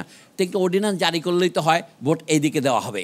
আমাদের দেশে যে নির্বাচন ব্যবস্থা ব্যাহত হয়েছে, এটা কি দ্বিতীয় কক্ষ নেই বলে? একটা উদাহরণ দিয়ে শেষ করি আমি। 1972 সনে যে সংবিধান শুরু হয়েছিল তা ছিল প্রধানমন্ত্রীর শাসিত ব্যবস্থা, ক্যাবিনেট সিস্টেম। তারপরে 3 বছর না যেতে শেখ মুজিবুর রহমান একদলীয় ব্যবস্থা করলেন। তারপর তার অপঘাত মৃত্যু এবং অভ্যুত্থানের পরে, তার সামরিক অভ্যুত্থানের পরে এইটা বাতিল কেউ করে নাই। জিয়াউর রহমান সাহেব 5ম সংশোধনীতে সেটাকে অব্যাহত রাখলেন। এরশাদের পতনের সময় আমরা ধরে নিলাম এই প্রেসিডেন্ট শাসিত একনায়কত্বই বোধহয় আমাদের সমস্ত দুর্গতির কারণ। তখন তারা আবার মন্ত্রিপরিষদ ব্যবস্থায় গেলেন, সেই টাস্ক ফোর্স রিপোর্টগুলো দিল, সেগুলো এখন বস্তায় পৌঁছতেছে। তারপরে শেখ হাসিনা দেখালেন প্রধানমন্ত্রী শাসিত ব্যবস্থা আরও একনায়কত্ব করতে পারে। তাহলে আমাদের সমস্যা প্রেসিডেন্ট শাসিত বা প্রধানমন্ত্রী শাসিত ব্যবস্থা নয়, অন্য কোথাও। সেই জায়গাতে আপনি যদি খুঁজতে চান, আপনি সূচ খুঁজতে গিয়েছেন রাস্তায় যেখানে লাইট আছে, যেখানে সূচ পড়েছে সেখানে দেখুন না কেন। আমাদের দ্বিতীয় কক্ষ করলে মন্দ নয়, কিন্তু সেটা পিআর পদ্ধতিতে হবে। সেটা এই সমস্ত কুতর্ক না করে, আমাদের দেশ যদি ফেডারেশন নাও হয়, আমাদের তো 64টা জেলা আছে, আমাদের কুড়িগ্রাম আছে, পঞ্চগ্রাম আছে, বান্দরবন আছে, আমাদের বাগেরহাট আছে, আপনি বাগেরহাটে এক আসন কমাইয়া আপনার কাপাসিয়াতে একটা বাড়াবেন, কি বলে গাজীপুরে বাড়াবেন, এইগুলি না করে প্রত্যেক জেলা থেকে যদি 2 জন বা 3 জন করে নেন তাহলে 128 জন বা তার 190 জনের মতো সদস্য নিয়ে তার দ্বিতীয় কক্ষ হতেই পারে। সেটা হবে ডাইরেক্ট ইলেকশনে এবং রিজিওনাল ভোটে। আমি এটা প্রস্তাব আকারে বলছি, আমাদের যে এক কক্ষ আছে সেই সংসদ নির্বাচন করেও 1 বছরের মধ্যে 2 বছরের মধ্যে সেটা করা যায়। কিন্তু আমি বলছি এই যে আপনি একটা সমস্যার সমাধান করার আগে আরও 5টা সমস্যা তুলতেছেন, এটা লক্ষণ ভালো না। কারণ আমরা জানি একবার ক্ষমতায় আসলে কেউ নামতে চায় না। হাসিনা যেমন নামতে চায় নাই, ইউনূস সাহেব যে নামতে চান তার গ্যারান্টি কোথায়? স্যার এই ব্যাপারে আপনার মন্তব্য শুনতে চাই। শিক্ষা সংস্কার নিয়ে কথা হচ্ছিল, শিক্ষাবিদ হিসেবে আপনার এই ব্যাপারে মন্তব্য জানতে চাই। একটু অন্য প্রসঙ্গেই যাচ্ছি। শিক্ষা সংস্কারের কথা বলা হচ্ছে, আমার মনে হচ্ছে যে প্রথমে আমি শিক্ষার সাথে সম্পর্কিত আছি, শিক্ষকতায় আছি 37 বছর, কিন্তু বিশ্ববিদ্যালয়ে পড়েছি আরও 10 বছর আগ থেকে। সুতরাং যদি আমি ছাত্র থেকে শুরু করি, আমি প্রায় 43 বছরই বিশ্ববিদ্যালয়ের বারান্দায় আছি। আমাদের সময়ও কিন্তু আমরা নানান ধরনের আন্দোলনের সাথে জড়িত ছিলাম নিঃসন্দেহে, এবং সর্বোপরি 90তে এসে যখন পরিবর্তনটা ঘটেছিল আমি নিজেও ভেবেছিলাম এবার বোধহয় দেশটা একদম সব কিছু হয়ে যাবে। এবং আমি যখন বুঝতে পেরেছি যে আসলে এখনও হবে না সংস্কার বা যাই বলি না কেন, অনেক এটা লম্বা সময় নিয়ে এটা চলবে এবং এটা চলতেই থাকবে। সে কারণে ব্যারিস্টার ফুয়াদ বলছে যে আপনারা কতটুকু অ্যালার্ট আছেন, আসলে সবাই কি ওটা নিয়ে দৃঢ়তার সাথে কাজ করছেন কিনা। তবে আমি শিক্ষক হিসাবে সবাইকে বলবো, একসাথে না সব কিছু সংস্কার চাওয়াটা ঠিক হবে না। কারণ আমি অভিজ্ঞতা থেকে বলছি, আমরা কিন্তু 73 থেকে 75 দেখেছি, আমরা চোখের সামনে দেখেছি আমাদের সিনিয়র ভাই যারা সবচেয়ে বেশি মেধাবী ছিল তারাই কিন্তু সবচেয়ে বেশি প্রাণ দিয়েছিল এই দেশে, এবং তারা অনেকেই কিন্তু বছরের পর বছর বিশ্ববিদ্যালয়ের কাছে আসতে পারে নাই। সেই সময়টা আমরা বাংলাদেশে দেখেছি, 90-এর আন্দোলনও দেখেছি। শেষে আমি যখন নিজে 87 সনে যখন আমি সরকারি বিশ্ববিদ্যালয়ের শিক্ষক হয়ে যাই, আমি নিজেই ভেবেছি যে আসলে এই জাতির পরিবর্তন আসবে না যতক্ষণ পর্যন্ত এই জাতিটা আসলে শিক্ষার জায়গায় একটা মানদণ্ডে আসতে না পারে। আমাদের সভ্যতাটা যেভাবে আমরা চিন্তা করি ওই শিক্ষার সাথে সম্পর্কিত। আমরা আজকে যে বিভাজিত সব কিছু কিন্তু মূলত আমাদের শিক্ষার কারণে আমরা জাতিটাকে একটা জায়গায় আনতে পারিনি, ফলে এটা একটা ডিভাইডেড নেশন হিসাবে এসেছে। আমাদের লিটারেলি সমস্ত ইনস্টিটিউশন ভেঙে পড়েছে এবং একদম নিম্ন পর্যায়ে। আসলেই তাই, এই দেশটা ততক্ষণ পর্যন্ত ঠিক হবে না যদি সবাই এরকমভাবে আলোকিত না হয়। ম্যাক্সিমাম ছাত্র তরুণ সবাইকে ওইভাবে এগোতে হবে পড়াশোনার জায়গায়, জ্ঞানের জায়গায়, এবং যদি সেটা করতে পারি তাহলে একদিন সম্ভব। আমাদের অধ্যাপক সলিমুল্লাহ তো খুব ভালোভাবে আমাদের এই যে নির্বাচনী প্রক্রিয়ার ফেলিয়ারগুলো নিয়ে কথা বলেছে এবং গভর্নমেন্টের ফরম্যাটের কথাও বলেছে, যেটা একবার প্রেসিডেন্সিয়াল আর একবার প্রাইম মিনিস্টার বা পার্লামেন্টারি গিয়েছে। বাংলাদেশেই তো আমরা সব দেখেছি। এটা আমার মনে হয় আরও চলতে থাকবে। এই যে এখন যেটা আমরা সবাই মনে করি যে ঐক্যমত কমিশন অথবা ওই কমিশন বা সব কমিশন আমাদেরকে একটা জায়গায় পৌঁছে দেবে, যেটাকে আমরা একটা গ্রাউন্ড জিরো ধরে সবাই আগাতে পারবো, খুব বেশি যে সেটার উপরে একদম 100% ডিপেন্ড করা খুব বেশি ঠিক হবে না। ওই সেন্সে যে আমরা এবারই একটা প্ল্যাটফর্ম পাবো, যেই প্ল্যাটফর্ম থেকে আমরা আগামী দিনে একদম ধারাবাহিকভাবে এগিয়ে যাব। পৃথিবীর ইতিহাসে সেটা হয় নাই এবং আমাদের ইতিহাসে সেটা হবে না। সে কারণে আমি যখনই এই জুলাইয়ের আপরাইজিং শেষ হয়ে গিয়েছে, আমি আমার ছাত্রছাত্রীদের অনেকের সেফটি, সিকিউরিটি, ভবিষ্যৎ নিয়ে চিন্তা করি। অনেক সময় ওদেরকে আমি একটু কশন দেই যে তোমরা এখন তোমাদের আবার জ্ঞানের জায়গায় ফেরত আসো, বিশ্ববিদ্যালয়ে ফেরত আসো, নলেজ গেইন করো, তারপরে তোমার নিজের প্ল্যাটফর্মটা তৈরি করো। একসময় তুমি নিজেই দেখবে যে অনেক শক্তিশালী একটা মানুষ হবে, তোমার অনেক বেশি ক্যাপাসিটি হবে টু মেক দ্য চেঞ্জেস। ভয়েসটা রেইজ করতে হবে, যেটা আমি সবসময় সাপোর্ট করি, যে raise your voice when you see there are discrimination, when you see that you are deprived, when you see that you are somehow, some way isolated এই জায়গাগুলো, এবং যেখানে অন্যায় হচ্ছে সেখানে কথা বলতে হবে, কিন্তু নট নেসেসারিলি তুমি কালকেই সব কিছু সংস্কার পেয়ে যাবা, আমি মনে করি না। বিশ্ববিদ্যালয় হচ্ছে একটা প্রজন্মের গ্র্যাজুয়েট তৈরি করবে যারা আগামী দিনের সব কিছুতে নেতৃত্ব দেবে, আর তা যদি না হয় জ্ঞানের জায়গায়, আমরা দেখছি যে পুরো রাষ্ট্রটা এখন একটা পার্টিশন হয়ে আছে, এটার মধ্যে নানান ধরনের ন্যারেটিভ আছে, এই ন্যারেটিভগুলো যে যেখানে আছে সে মনে করছে যে সেই রাইট। এই ধরনের অবস্থান থাকলেও কিন্তু একটা জাতিকে এগিয়ে নিয়ে যাওয়া সম্ভব হবে না। এবং আমি মনে করি যে বাংলাদেশের উচিত একটা রাষ্ট্র হিসাবে, যেটা একটু আগে ব্যারিস্টার ফুয়াদ বলার চেষ্টা করেছেন, আসলে কি এটা ভৌগোলিকভাবে আমরা এটাকে রাষ্ট্র হিসেবে ডিফাইন করছি, কিন্তু এটাকে আসলে ফাংশনাল ওয়েতে রাষ্ট্র হিসাবে কাজ করছে কিনা সেটা কিন্তু আমরা সেটা দেখি না। এবং আমার মনে হয় সেটা সম্ভব হবে একমাত্র আমাদের সিভিলিটি এবং আমাদের এডুকেশনের মাধ্যমে। এবং এই জুলাই আপরাইজিং নিয়ে আমি সবসময় এক কথা বলছি, never ever think that well this is the last episode, the episodes are going to come even in future. আমরা খুব স্পেসিফিক্যালি প্রত্যাশার কথা দিয়ে, আশার কথা দিয়ে শেষ করতে চাই। কল্পনা করেন যে আপনার কাছে ভোট চাইতে আসছে আগামী নির্বাচনে, আপনি ভবিষ্যতে কোন বাংলাদেশ চান তাদের কাছ থেকে, আপনি কি চাইবেন? আমরা সেই আশা এবং প্রত্যাশার কথা বলে আজকে শেষ করতে চাই। অনেকগুলো হাত এই সাইড থেকে, আমরা এই সাইড থেকে শুরু করি। আমি যখন ঘর থেকে বের হচ্ছি, আমি পথে নামছি, তো আমার ভিতরে যে ভয়টা কাজ করে যে আমি যাব, পথে কি কোনো অবিচারের শিকার হব কিনা, পথে কোনো দুর্নীতির শিকার হব কিনা, কোনো দুর্ঘটনার শিকার হব কিনা, আমি রাস্তা দিয়ে হেঁটে যাচ্ছি, একটা বাস এসে আমাকে পিষে ফেলবে কিনা। শুধু এটাই না, আমার ফোনটা ছিনতাই হয়ে যেতে পারে, অথবা কারোর সাথে আমার এমনিতেই একটা মারামারি লেগে যেতে পারে।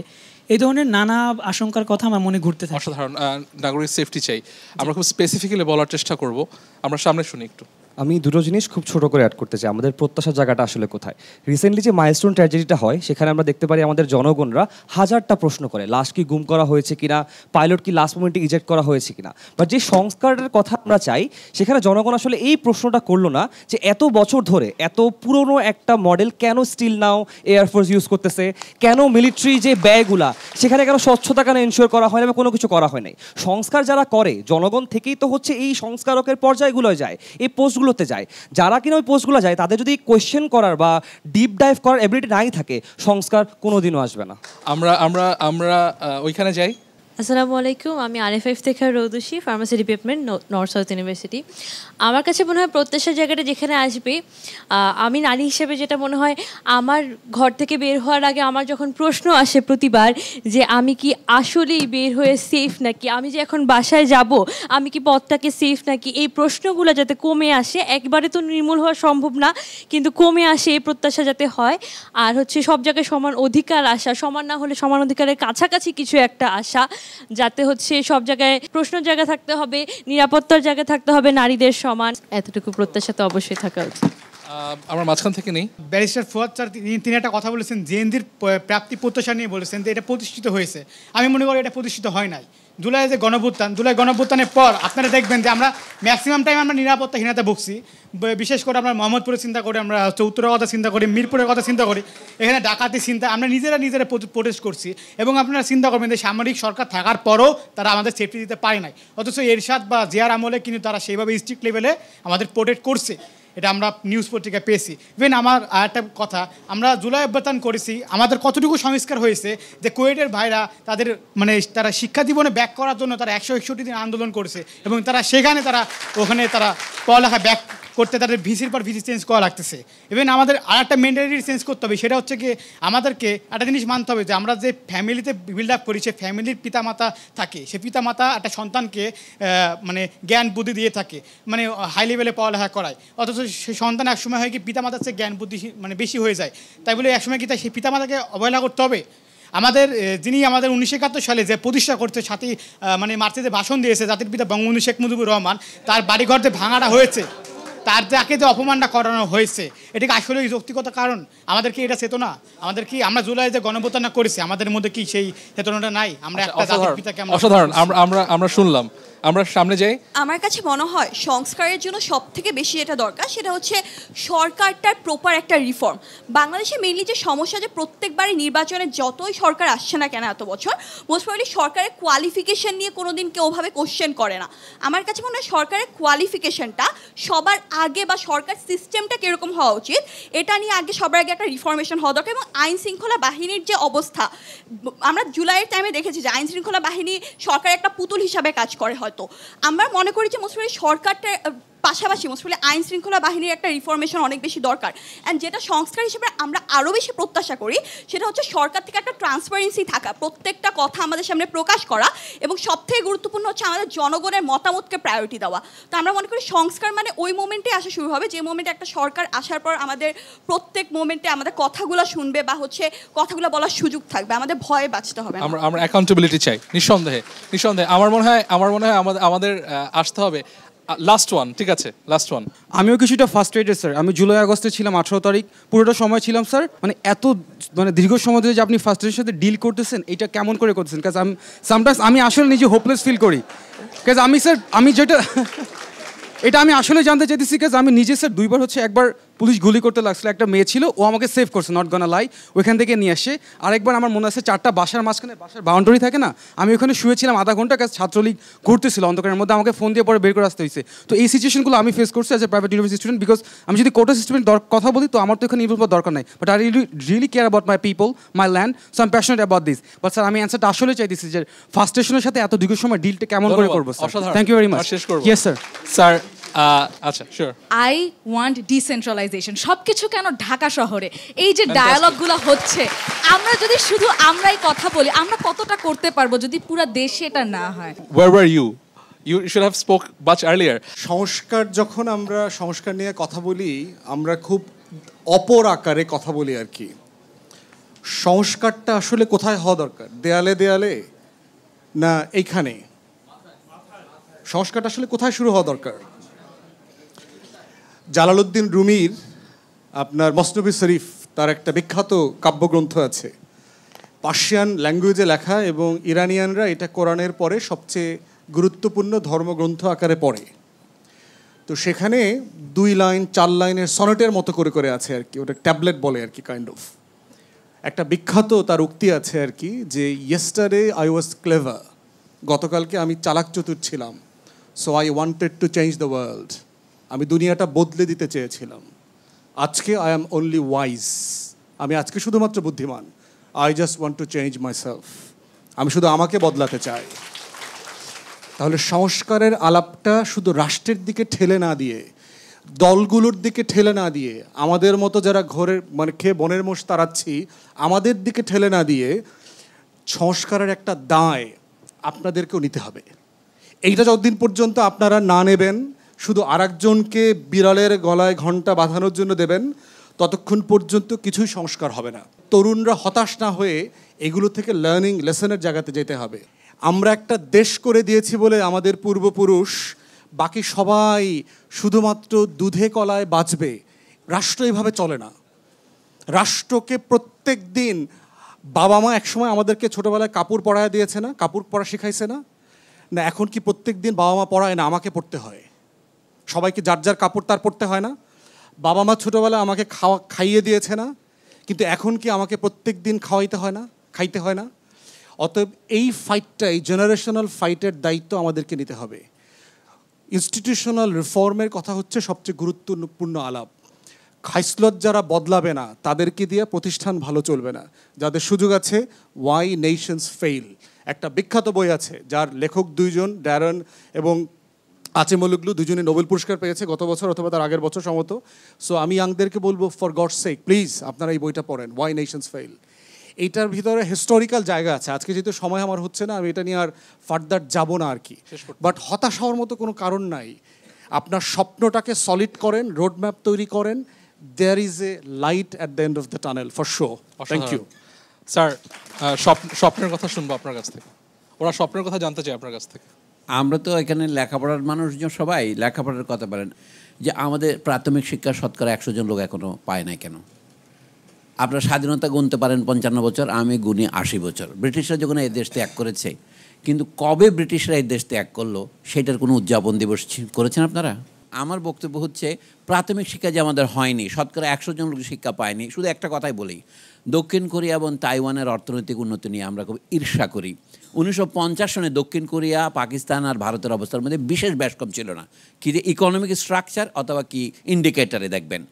তারপরেও দক্ষিণ কোরিয়াতে এখন আজকে একজন শ্রমিকের গড়পড় তার শিক্ষার বয়স 10 বছর, আর ভারতে হচ্ছে এটা 3-3.5 বছর। বাংলাদেশের অবস্থা আরও খারাপ। 1946-47 সনে এই পূর্ব বাংলার সাক্ষরতার হার ছিল শতকরা 6 জন, সারা ভারতে এটা বলা হচ্ছে শতকরা 17 জন। এটা হলো ব্রিটিশদের তথ্য অনুসারে বলছি, 1941-এর আদমশুমারির রেজাল্ট। আমি এই জন্যই বলি যে আমাদের এখানে শিক্ষার হার যে অ্যাবিজমালি লো, এত কম, এটা আমাদের একটা শিক্ষিত মানে লিটারেট ওয়ার্কিং ক্লাস গড়তে দেয়নি। ফলে আধুনিক শিল্প কারখানার সাথে আপনি প্রতিযোগিতা করবেন কীভাবে? দ্বিতীয়, মাসুতুম বলতেন মানুষের হাঁটতে 2টো পা লাগে, অর্থনীতিতেও 2টো পা লাগে, একটার নাম শিল্প আর একটার নাম কৃষি, আরেকটা আছে 3 নম্বর পা, এটার নাম সার্ভিস, টারশিয়ারি সেক্টর। কিন্তু আমাদের দেশে এই যে লপসাইডেড গ্রোথ হচ্ছে, এখন বাংলাদেশে শিল্পখাতকে ছাড়িয়ে যাচ্ছে সার্ভিস সেক্টর। এটা স্বাস্থ্যের লক্ষণ কিনা জানে না। দেহের সমস্ত রক্ত যদি মুখে এসে জমা হয় তাকে স্বাস্থ্য বলে না, রবীন্দ্রনাথ ঠাকুরের কথা। তা আমিও বলি যে আমাদের দেশে শিল্পের বিকাশ হয়নি। আমরা যে ইন্টারন্যাশনাল ডিভিশন অফ লেবারে 19বিংশ শতাব্দীতে ঢুকেছিলাম কাঁচামাল রপ্তানি করব, সেখানে আমরা RMG রপ্তানি করছি, এবং তাতে শুল্ক 30 হবে না 20 হবে এটা নিয়ে আমাদেরকে এখন বোঝাপড়া করতে হচ্ছে। এটা কিন্তু উন্নতির লক্ষণ নয়। কেন নয়? আমাদের কৃষিতে ব্রিটিশ আমলের নেট বিনিয়োগ শূন্য। ও 1890 থেকে 1940 পর্যন্ত, দুর্ভিক্ষের বছর পর্যন্ত ভারতে কৃষিতে নেট ইনভেস্টমেন্ট, বিশেষ করে ফুড মানে একদম স্ট্যাগন্যান্ট ট্রেন্ড। অথচ সেই সময় পপুলেশন গ্রোথ 1918 পর্যন্ত কোনো পপুলেশন গ্রোথের মধ্যে কোনো ট্রেন্ড নাই। আমাদের কৃষিতে মনোযোগ নাই। কৃষক হচ্ছে এই দেশের সবচেয়ে অবহেলিত শ্রেণী, এবং কৃষক তার পণ্যের মূল্য পায় না। দ্বিতীয়ত যে শিক্ষা হচ্ছে সবচেয়ে অবহেলিত, তার প্রমাণ গ্রামীণ নিরক্ষরতা, এবং শহরে এসে গ্রামের লোকেরা শহরে যে বস্তি গঠন করেছে তাদের নিরক্ষরতা, এটা অ্যাবিজমাল। এই জন্য বলছি আপনি দক্ষিণ কোরিয়া তাইওয়ানের সাথে পারবেন না। এটা ব্রিটিশ আমলের লিগেসি, পাকিস্তান আমলে দূর হয় নাই। বাংলাদেশ দুর্ভাগ্যবশত 55 বছর স্বাধীন থাকার পরেও এর কোনো ব্যাসকম হয় নাই। যদি আপনি অর্থনৈতিক সংস্কারের কথা না বলেন, জাতীয় সংস্কারের, শিক্ষা সংস্কারের কথা না বলেন, তাহলে আপনি যে সমস্ত সংস্কার বলছেন এগুলো বুদবুদের মতো উড়ে যাবে। ধন্যবাদ, অসংখ্য ধন্যবাদ। আমরা আমাদের ভাইস চ্যান্সেলর আব্দুল হান্নান চৌধুরী স্যারের মাধ্যমে শেষ করব। স্যার আশা এবং স্বপ্নের কথা বলে শেষ করবেন। আমি আমার ছাত্রদের তরুণ ছাত্রদের মধ্যে একটা কমন জিনিস পেয়েছি যে তারা সবাই কিন্তু সংস্কার কী চায় এটার মধ্যে তাদের একটা সেফটি রিজনে আমি দেখলাম যে তাদের সেফটি নিয়ে তাদের খুব কনসার্ন আছে। ওই সেফটিটা একটা নেশন তখনই এনশিওর করতে পারে যদি নেশনটা আসলে সিভিক হয়। এই সিভিলিটির জায়গায় আমরা যে পিছিয়ে আছি এটা নিয়ে কোনো সন্দেহ নেই। এই বাচ্চাটাই যখন অ্যাডভান্স কান্ট্রিতে পা দিবে সে কিন্তু রাত 1টার সময় একা বরফ গলা একটা শহর বা গ্রামে যাই বলি, একা কিন্তু সে মুভ করতে পারবে, কারণ সে জানে যে ওটা একটা সভ্য সমাজ যেখানে তাকে কেউ রাস্তায় ধরবে না অথবা তার সেফটি নিয়ে কোনো কথা আসবে না। এবং এটা আমরা এনশিওর করতে পারি না, মোর অর লেস আমাদের এই সিভিলিটিটা এখন পর্যন্ত আসে নাই। তো গোড়াটা আজকে আমি বলবো যে আমার এই জুলাই গত 2024-এ আমরা যেটা অর্জন করেছি, আমি আগেও বলি যে সর্বশেষ যেহেতু আমাকে বলতে হচ্ছে, আমি বলবো যে আমাদের প্রাপ্তি একদম নেই তা না। তোমরা কিন্তু সবচেয়ে বড়, বাংলাদেশের ইতিহাসের সবচেয়ে বড় ফ্যাসিস্ট সরকারকে তোমরা উৎখাত করতে পেরেছ, সেটাই সে সবচেয়ে বড় প্রাপ্তি। এবং সেখান থেকে এখন আমাদের নলেজ বেসটা যেই জায়গায় এসছে, যে যেই সব পয়েন্টে এখন তোমরা ডিসকাশন করতে পারছো, কথা বলছো, আজকে নর্থ সাউথ বিশ্ববিদ্যালয় তোমরা এ ধরনের একটা সুযোগ পেয়েছো, নিজেরা অন্তত বলতে পারছো, কি হবে সেটা পরের কথা, সেটাও যে আমরা সুযোগ পেয়েছি আজকে, আমি বলবো প্রাপ্তি আমাদের অনেক কিছু রয়েছে। হ্যাঁ, আমরা এটা বলবো না যে আমরা আগামী দিনে হতাশ থাকবো। আমাকে একটা ছাত্র জিজ্ঞেস করেছে আমরা এত হতাশা নিয়ে কাজ করছি। হতাশা থাকলেও কিন্তু এই দেশটাকে সার্ভ করার জন্য সব ধরনের সুযোগ সুবিধা থেকেও কিন্তু আজ থেকে 20 বছর আগে এই ছোট্ট বিশ্ববিদ্যালয়ে এসেছি, এসে সেটা টানা কাজ করছি। এবং তোমরা আজকে যেটা দেখছো, যেই প্রতিষ্ঠানে তোমরা এখন সুন্দর চেয়ার টেবিলে বসে সবাই কিন্তু একটা সুন্দর পরিবেশে আলোচনা করছো, সেই আলোচনার সুযোগটা কিন্তু আমাদের সময় ছিল না। এবং এবং আমাকে একটা ছাত্র বলতেই চেয়েছিল যে স্যার কিভাবে কাটিয়েছে। আমরাও কিন্তু তোমাকে বলি, হলের লেপ নিয়ে পালিয়েছি যখন শীতের রাত্রে আর্মিরা হলটাকে দখল করতে এসছে, লেপ গায়ে দিয়ে সারা রাত জেগেছিলাম। আমাদের আন্দোলনের সময় পাশের নিজের বডির পাশে গাছে এসে বুলেট পড়েছে, সেটা হয়তো গায়ে পড়তে পারতো। আমরা ড্রেনে পড়েছি, সেরকম ইতিহাস আমাদের রয়েছে। সুতরাং তোমরা কেউ ভেবো না তোমাদের আগের প্রজন্ম যারা আছে, এই যে শিক্ষকরা আছে, তারা এগুলো গান্থ্র করে নাই তা না। কিন্তু এই আজকে প্রফেসর আমি বলবো আমার প্রাপ্তি হচ্ছে নর্থ সাউথ বিশ্ববিদ্যালয়কে সলিমুল্লাহ সাহেবকে নিয়ে আসা। কারণ হচ্ছে যে প্রফেসর সলিমুল্লাহ গত জুলাইতে যখন সবচেয়ে বেশি ফ্রাস্ট্রেটেড ছিল, যেহেতু আমরা সব সময় একসাথে বসে এই 17 বছরের ঘানি নিয়ে কথা বলতাম, তখন এক রাতে উনি কিন্তু ফোন করে বলছেন যে একটু কি আসা যাবে। আমরা কিভাবে, দুটো ব্যক্তি আমি আর উনি, কিভাবে কারফিউ অ্যাভয়েড করে ওনাকে ওনার ঘরে গিয়ে আলাপ করলাম, সে কথাটাই আজকে বোধহয় প্রাসঙ্গিকভাবে ও বলেছে যে পরের দিন কিভাবে বুলেটের মতো একটা শব্দ উচ্চারণ করেছে, যেটা আগের রাত্রে আমরা অনেক অনেক আলোচনার পরে উনি পরের দিন ওইভাবে গিয়েছে। তো এইসব সব মানুষের কিন্তু নানান ইতিহাস আছে। সুতরাং তোমাদের কাউকে হতাশ হতে হবে না, just be alert being a civic citizen. এবং যদি তুমি সেই সিভিলিটির মধ্যে থাকো, আমি মনে করি বাংলাদেশ এদিক ওদিক যেতে পারবে না যদি তুমি অ্যালার্ট থাকো। Let you be alert, let you become an watch dog rather than being part of the power. I do not personally support কেউ ইয়াং হয়ে পাওয়ার গেমে যাবে। যে ইয়াং হয়ে পাওয়ার গেমে যায় সে সবচেয়ে আগে নষ্ট হয়, এবং সেটার কিছু উদাহরণ এবছরই আছে। So let you wait for that, shape your own career, have that knowledge, and then see that well you are going to become one day the leader of this nation. You are going to rule this country with proper education and streamlining everything. এখনই যদি সবচেয়ে আগে সব কিছু পেতে চাও, তুমি দেখবা সবচেয়ে আগে তুমি বঞ্চিত হবা। এবং বাংলাদেশের যে সমস্ত তরুণ ছাত্ররা বাংলাদেশের রাষ্ট্র গঠনে সবচেয়ে আগে গিয়েছিল, তারা কিন্তু সারা জীবন বঞ্চিত আছে। আমি ইতিহাস থেকে বলছি, গণে দেখো যারা 25-30-এর নিচে রাষ্ট্র গঠনের সাথে গিয়েছিল, তারা সবাই রেস্ট অফ দি লাইফ গঠন থেকে বাইরে ছিল। So let you be very cautious, let you define yourself that there are long journey for yourself to reach to a summit or a point where you are going to be the main part of your contribution as being as a human being to change the nation, and it is very possible. এখন তোমরা সবাই কশাস আছো, এবং আমি মনে করি তোমাদের কাছ থেকে একদিন না একদিন বাংলাদেশ সঠিক পথে যাবে। আর যতটুকু এবার তোমরা দেখিয়েছো, এই স্পিরিটটা রাখার চেষ্টা করো, তাহলেই হবে। ধন্যবাদ। স্যারের কথা সুরে সুর মিলে বলতে চাই যে hope is the last thing that is ever lost. মুগ্ধ যখন বেরিয়েছিল রাস্তায়, আমার মনে হয় না মুগ্ধ তার ক্যারিয়ারের প্রজেকশন করে রাস্তায় বের হয়েছিল। যে অসম্ভব সম্ভাবনা আমরা দেখেছি, আমরা বিশ্বাস করি সেই সম্ভাবনা এখনও সবার মধ্যে জাগরুক আছে, এবং সেই সম্ভাবনায় আমরা এমন একটা বাংলাদেশ পাবো যে বাংলাদেশ হবে অ্যাকাউন্টেবল অ্যান্ড রেসপন্সিবল। যারা আজকে আমাদের সাথে ছিলেন সবাইকে অসংখ্য ধন্যবাদ জানিয়ে আমরা আমাদের এই আয়োজন আজকে শেষ করছি। খোদা হাফেজ, ধন্যবাদ সবাইকে।